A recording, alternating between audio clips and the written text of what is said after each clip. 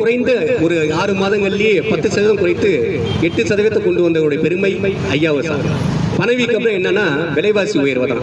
அந்த விலைவாசி உயர்வை மட்டுப்படுத்தி ஏழை எளிய மக்களுடைய வாழ்வாரத்தை உயர்த்தி அவர் கொடுத்த அந்த பட்ஜெட் தான் இன்னைக்கு இந்த உலகம் போற்றக்கூடிய ஒரு நாடாக இந்த இந்தியா உருவாகி இருக்கிறதுக்கு அடிநாதமாக விளங்குது. ஆமா, அதாவது மன்மோகன் சிங் ஐயா அவர் 2004ஆம் ஆண்டு இந்திய திருநாட்டினுடைய பிரதமராக பொறுப்பேற்கிறார். பொறுப்பேற்றதுக்கு அப்புறம் அவருடைய சாதனைகள் என்ன தெரியுங்களா? இந்த சாதனைகள் எல்லாருமே மற்றவங்க எல்லாருமே பங்கிட்டுக் கொள்ளலாம்.